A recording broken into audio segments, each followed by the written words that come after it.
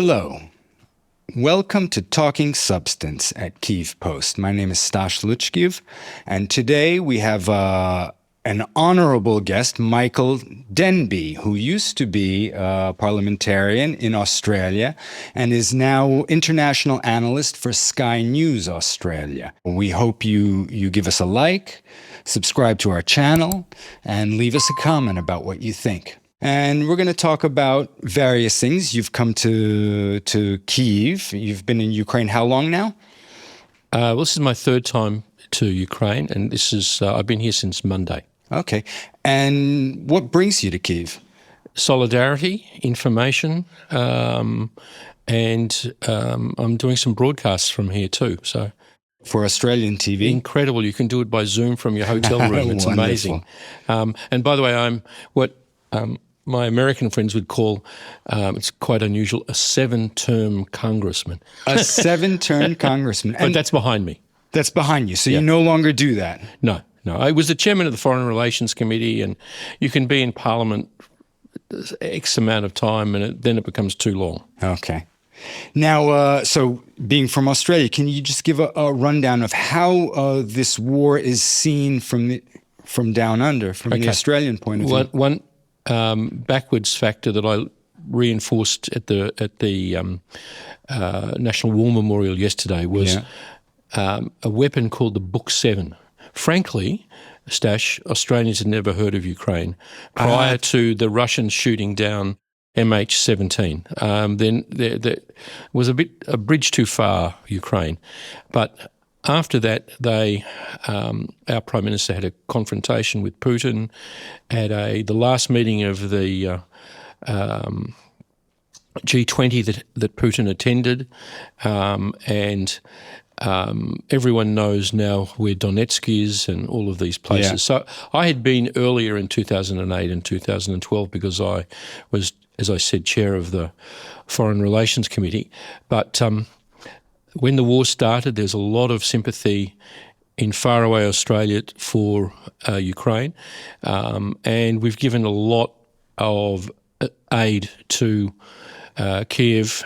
We should give more, but given the Russian brutality and invasion and butcher, it was very much in the Australian news for the first months. Now, like everywhere else in the West, and in fact all over the world, the news has faded very substantially. Also, we've received some reports that Australia with the new Labour government has dropped down to 6th among non-NATO nations giving aid. Is that correct? I'm sure that's right. I haven't got the gradings in front of me, but we should have given a Hawkeye armoured vehicle, which we haven't given, which is a further stage of the Bushmaster, which has been very successful here.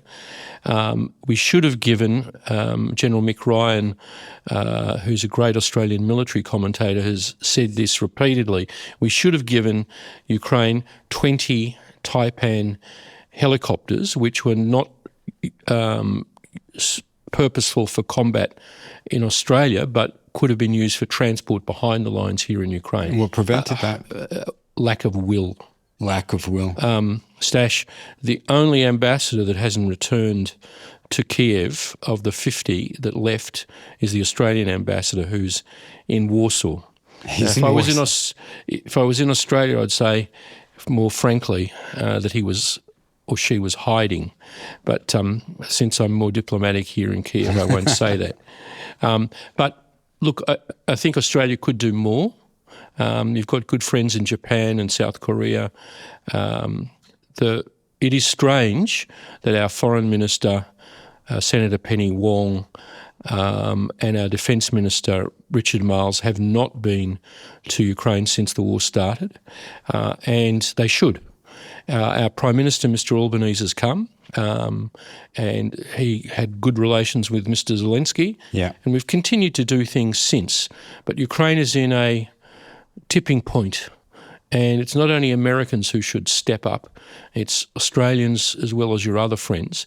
And, we could, ask us for cash and we could buy $200 million worth of 155 millimetre artillery for from the South Koreans for you?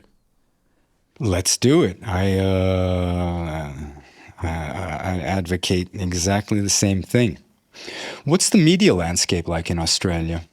Since you're The media landscape a is commentator. very comparable to Britain, I would say more so than the United States. Specifically with the Ukrainian war. Oh, with the Ukrainian war, yeah. Unfortunately, it's very much the downgrading of the war compared to especially events in the Middle East. Okay. So there's Gaza's a bit of a over. kick for the second anniversary. The network I work for, Sky News Australia, is quite sympathetic and to the Ukrainian cause. To the Ukrainian cause, but and I would say that the other TV media and print media are simpatico, but it's the fact that there's less coverage. There's just less coverage. There's less coverage. And that takes the pressure off the government to do the right thing. I thought the Taipan's decision not to support Ukraine would have got more coverage than it did. It was in right of centre media, but not in the rest of the media as much as it should. And if most Australians knew that we were cutting up and dumping these 20 usable helicopters rather than giving them to our friends in Ukraine, they would not support it. But most of them don't know that. Well, who must Australians address to try to rectify this situation? Is it the government? Is there parliamentarians? Parliamentarians, yes. The Ukrainian community in Australia is very active and very good. They should continue going to see their local MPs. But it's the government. It's the Foreign Minister, Senator Wong, and Mr Miles, the Defence Minister. They should just be asked to pursue what Prime Minister Albanese has agreed to with friendly relations, with specific relations with Ukraine. But we could do more. We're a big, fat, rich country, to be honest. Yeah. And most people don't know this, but Australia, with a population of 25 million people, has a GDP bigger than Russia's. In the G20, we're 12 and they're 13. So when we get these rude comments from the Duma about we don't care about murdering 38 Australians over Donetsk, we remember, we smile and we're happy, friendly Australians, but people don't like it. And there's a very underlying strong dislike of dictators in Australia. There's a very deep democratic ethos, and it needs to be focused, though. It needs to be focused on helping Ukraine. One of the things you should also be able to get assistance from us is helping with the Americans. I was surprised when in which sense? Well, this is the sense. I was surprised that many of the policymakers that I've met here weren't really sharp or knowledgeable about Trump's new national security advisors. Now, there's a couple of them, and they've received a lot of publicity in Australia. Who are they? Can you name names? I've forgotten their names. To tell you the truth, it's been a long flight from Bangkok to Berlin and Berlin to Rizhov. And then so these are national security advisors? The new ones. He's like almost Soviet-style done a purge. He went through many. He's done a purge of all of the sort of Reaganite conservative national security people. I mean, Bolton hates him. The former McHenry, McMaster. I think he's at Harvard. Not at Harvard, at Stanford now. But all of them are very alienated, and Trump said he won't be employing any of them. But the two new ones have more open ideas about Ukraine. I don't think they're as bad as the image that Trump projects about, signing off on Ukraine the day that he gets elected. I think he'll be elected, by the way. You think he'll be elected? From Australia, it looks like Trump will be elected simply because of the way the issues of the border and the economy rate in the American public opinion, and Biden's age. So those three factors, particularly the border, We had a big fight about this in Australia many years ago where both parties had to agree you have to close the border. If you want people to support immigration, you cannot have an open border. So we're taking 700,000 immigrants in Australia last year, but that's because we decide who's coming. Australia has a very strict quota system for immigrants, no? Quota, we have criteria. Yeah. So you have to be under 42, healthy, educated, with a job that is needed in the economy. Mm-hmm. And there's still 700,000 people who come in. Yeah. So it's not impossible, but it's, people have the sense who live there already that it's going to add to the national good. Mm-hmm. Now, so what are your impressions here in Ukraine? This is, when were you here last? 2012. 2012. So before COVID and before the war. Before everything, before the war started in 2014. Yeah. I've obviously been following Ukraine very closely since then and have very good relations with our friends in the Ukrainian community. When I was in Parliament, I was the first one to raise the issue of the Holodomor. Yeah. We had sort of like an annual commemoration in Parliament, and I think the recognition of the genocide from that period is important. And it's linked to Russian behaviour, whether it's in Bucha or Irpin or whatever. It's a consistent theme of contempt for what they regard as almost what the Germans used to call Untermenschen, Yeah. You're of Jewish background. Mm-hmm. And so is your family Ashkenazi? Do they have any links with Ukraine? Or your ancestors? They don't. They have links with Lithuania, with Poland. Poland. Okay. There was apparently a very famous rabbis in the 1750s in Elbing that's in East Prussia that were part of the family. But my grandfather was a captain in the German army in the First World War, and he lived in what was then Poland. In Torun, and that was in Germany. In Germany. They voted after the Treaty of Versailles to join Poland, and he left to the family home, which is in Rostock, also a Hanseatic city on the Baltic.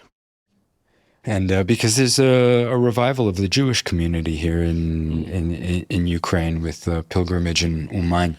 When I came previously, I went to Babin Yar, and it was very moving to go there and see what happened there. And any impressions? You've been here several days, so it's kind of everything's just in your face right now. Impressions are people are weary of the war, but still resolute, and thinking of all issues like mobilisation and how we get the weapons from our good friends in America and this Europe. Is a big one. This is a big one. And look, when I came here in 2012, it was already clear to me that Ukrainians wanted to be like us. Yeah. They wanted modernity. They wanted transparency in their government. They didn't want the government to sit on top of them Soviet style or Putin style. They wanted to be Europeans, and that's an admirable, ambition. And I still think that ethos is here from the people that I've met and talked to. Well, a lot of people in the United States particularly describe the war in Ukraine as part of a greater conflict where you have societies that are democratic, where you have power changes hands, where you have institutions rather than personalities being, let's say, challenged by authoritarian regimes, China, Iran, Russia, of course. Do you see it that way? Very much so. I mean, it's clear sitting far away in 5 million city of Melbourne, Australia, in the south, but you can feel it anywhere in Australia. You can smell Chinese power growing and growing and growing. You can hear about it every day. You can watch it. It's much more acute to us than it is to Americans or to Europeans. And what that's linked to is the growing power of Iran and what the Russians are doing to you here in Ukraine. President Reagan used to use it, but I think it's more appropriate for the present, the axis of evil. The North Koreans. I met Oleg Goroshenko, a Ukrainian MP, yesterday, and he was telling me that after a broadcast he made on CNN, that the North Korean dictator personally said that he's going to have him killed, and that Ukraine is an unimportant country that doesn't have nuclear weapons like North Korea, and they'll pay the consequences. I mean, really, that's the kind of madness that the power of this network has allowed these people to talk and think like that. So we all should hang together. Europe has an economy 25 times the size of Russia. If they can't support you, together with the Americans, with sufficient wherewithal to outlast the Russians, I'd be very surprised. It's not in their interest. It's not in our interest not to support Ukraine, because the Chinese are watching what's happening on your 1,000-mile front. And if the Chinese foreign ministers or one of the leaders is coming next week to Ukraine, they're watching very closely. And the poor people of Taiwan will be the next ones to suffer if they detect Western weakness. What else have you noticed here? Well, I still like the food. I like old-fashioned Ukrainian food, so I'm a big fan of Eastern European food back home. Yeah, I mean, it's what you're brought up with, so it's. And I also noticed that it's modernity. People are on their mobile phones. Young people speak English, or people under 40, I should say. People are very.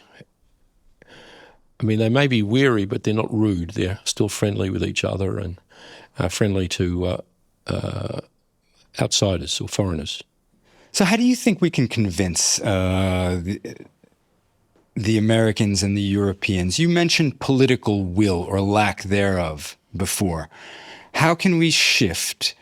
You, having been a parliamentarian, you've worked a parliamentarian system, and you're aware of how to get a message across. How can we change the political will of the Europeans and Americans to get them on more of a war footing, at least economically, to protect their institutions, which are clearly being threatened? Well, I think firstly with Europe you're being more successful. Finland and Sweden have come in to the NATO alliance. Poland and Germany are rearming seriously. And they've started to be more generous with aid to Ukraine. That's something successful is going on there. And I think that's because they see the battlefront in Avdiivka every night on their television. Although, so that helps. Unfortunately, we just got news today that Scholz is continuing to stonewall with the Taurus missiles because he doesn't want, apparently, German troops to have to supervise the training here, like the French and British who are already doing it. Yeah, well, I think the Ukrainians have shown that they have the ability to learn very quickly. So maybe they could go for a 2-week excursion to Bonn or Ramstein and do their training and come back. So look, this is all details. But you asked me seriously what you could do. I have 2 suggestions. One is the micro, and that is zero in on Trump's new national security advisors.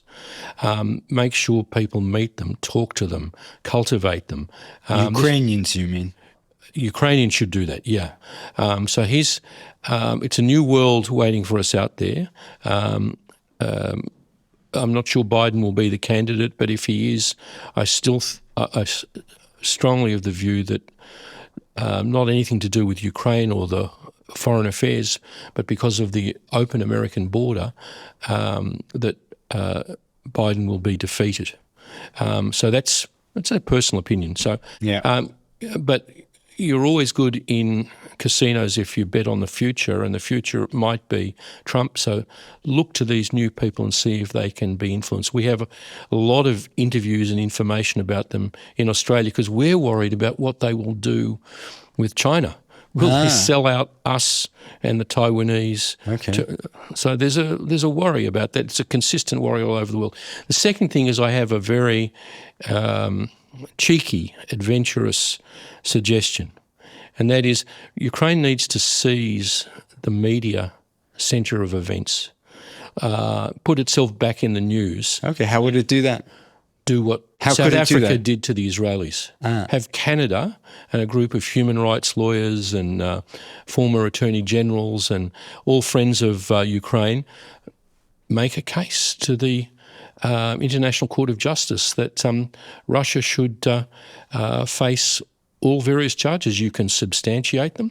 Ukraine has a much better case than the case that's currently there, and there are lots of people who've got lots of time on their hands in Canada and Western countries who will help you. I believe they're doing that. I believe they're doing that. There was just a case that had to do with before the full-scale invasion, in which some people here in Ukraine criticized the lack of preparation, and basically the International Court of Justice said, well, this isn't our competence. This isn't our competence to do that. So now they're building up the case for all the incidents that occurred since the full-scale invasion, Bucha, the mass graves, Mariupol.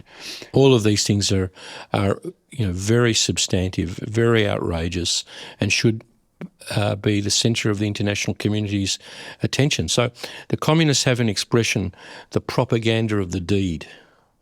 So it's very nice to have court cases prepared and material being put out by the Ukrainian embassy in Berlin and in Paris, but you need to actualise it. You need to do something that will grab people's attention. And the Russians have put Ukraine on the defensive by this full-spectrum warfare that they call it. So information warfare, assassinations, active measures, together with kinetic warfare. You think the Russians are winning the information war? Yeah. And that I think Putin decided, I'm not winning on the battlefield. Maybe I can influence Trump's advisors and Trump's media allies, etc., and dry up support for Ukraine in the US Congress. Well, it's working. It's working. It may not. Look, to be fair to our dear American friends, the majority of the Republicans and certainly a majority of the Democrats still favour aid to Ukraine, but they can't get a vote. If they get the vote, I'm sure it will go through. But that only lasts you from now to, if it goes through, even if it goes through, from now until November. What happens after that? We need to do that, and I say we because I feel so passionate about the Ukrainian cause and support for democracy here and your future. But it was very effective. It took all of the air out of the Ukrainian balloon when the war in the Middle East happened, and particularly when South Africa took that case. Now, it's still being adjudicated and it may not be successful, but the point is that how could they refuse Ukraine to take such an actual case? Have the BBC will have to report it. CNN will have to report it. If they did it for Gaza and South Africa. So I know, I'm not saying it has to be Canada, but Canada would be an ideal democratic society to say to the International Court of Justice, we have a friend of the court brief, a la South Africa, that we would like to make on behalf of Ukraine. Please invite us to make this kind of presentation. Are you familiar with the legal details that one needs to do? Because I'm not as familiar with it. I'm familiar with the political details. Yeah. Legal details all have a political context. You have to have someone who submits this friend of the court brief to the International Court of Justice, an outsider who says that laws are being violated at the moment, and we want you to act. So look, it's a left field idea, but we shouldn't sit here and be hit on the head by the Russians in information warfare and not respond. Ukraine needs to get back the international spotlight. It deserves it. It needs it, and it will drive continuing Western support for it, particularly with our American friends. Any other suggestions besides appealing to the International Court of Justice? Any other media strategies you can think of? I think having good people to argue Ukraine's case in the international media, you should continue to do that. You have many good parliamentarians, including people from the opposition. Yeah. So people are patriotic here. You don't have to be a supporter of the president to go on TV. This gentleman, the MP from Odessa, Igor Goroshenko, I greeted him like an old friend. I saw the mayor of Kyiv. I greeted him like an old friend because I see him on TV so much. It's like you think you know these guys, and that's very important for the outside world to keep the pressure on the debate and just to argue logically and calmly, and that the world is connected, and that Democrats should support Democrats. This is what they do. We should continue. Yeah, I think democratic governments where institutions supersede personalities and rule of law supersedes rule of force is what both America and Australia stand for, despite their obvious faults. We have many faults. Both in the States and Australia and the UK, but it's, as Churchill used to say, it's better than all other alternatives. Exactly. Well, I think we're on the same page here. It's been a pleasure having you here. Thanks, Dash. Okay. So that was Talking Substance. Subscribe to our channel, leave a like, and suggest anything else you would like to hear about, talk about, anything of substance, of course. Thank you.